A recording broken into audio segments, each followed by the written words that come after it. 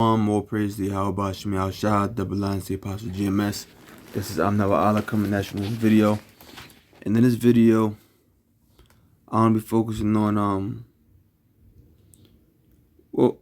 Acts the 10th chapter Ecclesiastes the 10th chapter and the 2nd verse, as well as going into, things like seeking the kingdom first. Because it's gonna tie into that. So let's get started. Ecclesiastes chapter 10, verse 2. A wise man's heart is at his right hand. Let's stop.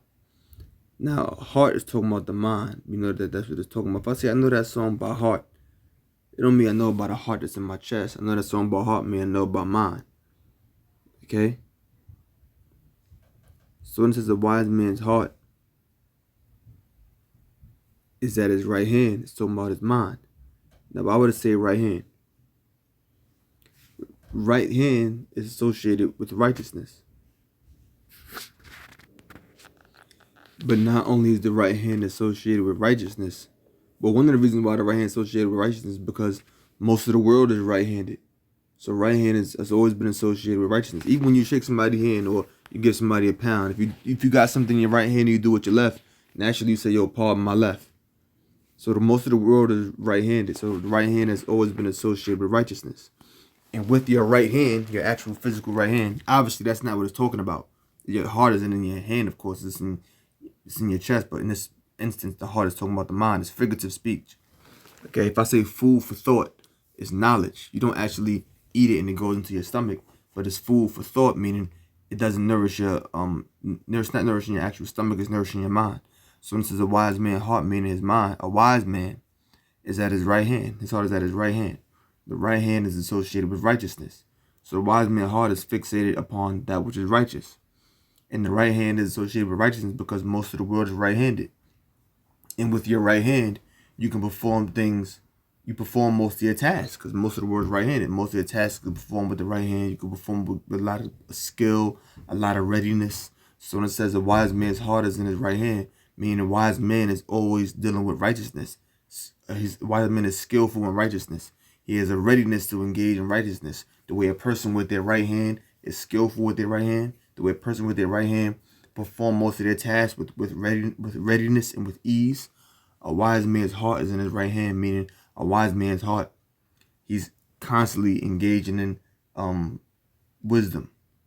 He's skillful in wisdom. He has a readiness to engage in acts of wisdom, always thinking upon that which is righteous.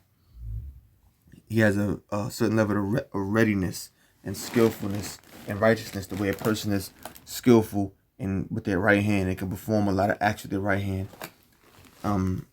readily. In other words, easily. Or commonly. Most of our tasks with our right hand. So that's what it's associated with. Then it says, but a fool's heart is at his left. So it says a fool's heart is at his left hand. Now, the left hand is associated with what? With wickedness. Because that's looked at as being awkward. The average person in the world is not left-handed. So when the average person engages in something with their left hand, it feels kind of awkward. So a fool's heart is in his left hand. Meaning what? A fool's heart is at his left. In other words, a fool's heart engages in that which is awkward or that which is wicked. Matter of fact, let's get the meaning of that word real quick. Now here's the word sinister. Early 15th century sinistre, right? Prompted by malice or ill will, false, dishonest, intending to mislead. From Latin, sinister, left, on the left side. So that word sinister means left or on the left. So the left hand is associated with something that's sinister. Something that's what? Prompted by malice or ill will. False, dishonest, intending to mislead. Now that don't mean because you left-handed, you wicked. Of course it doesn't mean that. But this is just the association with the left hand and how it's been associated with throughout time. Even going back to the ancient world. So when it says a fool's heart is at his left, meaning at his left hand. A fool's heart, meaning his mind, is prompted by malice or ill will. It's false, dishonest, intending to mislead. Latin sinister, left, on the left side. And it says opposite of dexter. So left is the opposite of, so right here it says, perhaps meaning properly the slower or weaker hand. But it says opposite of dexter. Let's look at the word dexter. Dexterity, now, manual skill, skill in using the hands, physical adroitness in general. Let me go right to the point. Right there, see, from Latin, dexteritatum, readiness, skillfulness, prosperity. From dexter, skillful, also right hand. See? Oh, jump down, says, in 16th to 18th century, also mental adroitness or skill, often in a bad sense, cleverness in taking advantage or avoiding responsibility. So, a wise man's heart is in his right hand, not literally in his right hand. A wise man's heart is talking about his mind. So, a wise man's heart or mind is at his right hand. And with the right hand has always been associated with righteousness because most of the world is right-handed. Therefore, with the right hand, you performing most of your tasks, and you're gonna perform these tasks with much skill, with much readiness of mind. Therefore, a wise man's heart engages in acts of righteousness skillfully, with much readiness of mind, the way a person operates with their right hand,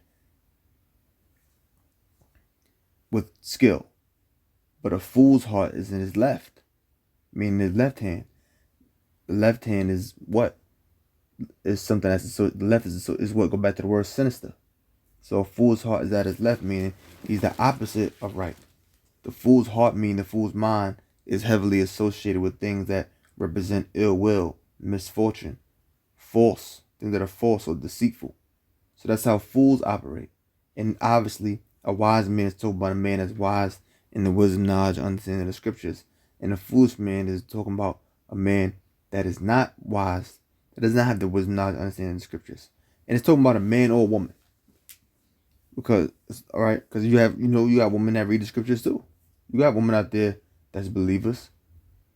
So a wise man's heart is at his right hand, fools is at his left. Hopefully I explained that clear enough for y'all to be able to understand. I got another scripture. Proverbs chapter 14, verse 8. The wisdom of the prudent is to understand his way, but the folly of fools is deceit. So that goes right back to the last scripture that we read, Ecclesiastes 10:2. The wisdom of the prudent is to understand his way.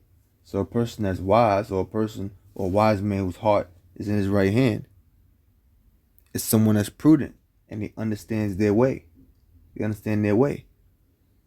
And we understand our way through what? The scriptures. But the folly of fools is deceit. The folly of fools is deceit. Just like when scripture says, a fool's heart is at his left. And when we look at the word sinister meant on the left, and it said misfortune, ill will, deceitfulness, right? Now, I want to go back to that part right there. The wisdom of the prudent is to understand his way. Now, how are you going to understand your way? Psalms chapter 119, verse 100. Psalms 119, verse 104. Through thy precepts, talking about the scriptures, I get understanding. So through the word of the Most High, we get understanding. Therefore, I hate every false way. See that? That's how we understand our way. Through the precepts of the Lord, we get understanding. Next scripture. Thy word is a lamp unto my feet and a light unto my path. So the word of the Most High is a lamp unto our feet and a light unto our path that guides us through the darkness. That's why I said a wise man is prudent and understands his way. The only way for us to understand his way is through the precepts, the scriptures. Through thy precepts, I get understanding. Therefore, I hate every false way. Thy word, see the word. So now we know what it's talking about is wise man and foolish man. It's not talking about, oh, I'm wise because you got a degree in ophthalmology. No. It's talking about being wise in the scriptures. Thy word is a lamp unto my feet and a light unto my path. Look at the word precept real quick.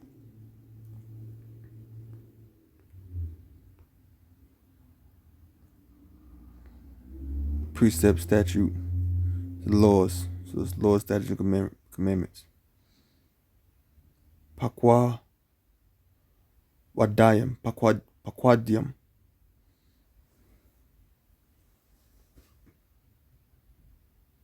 Pakwawadyam.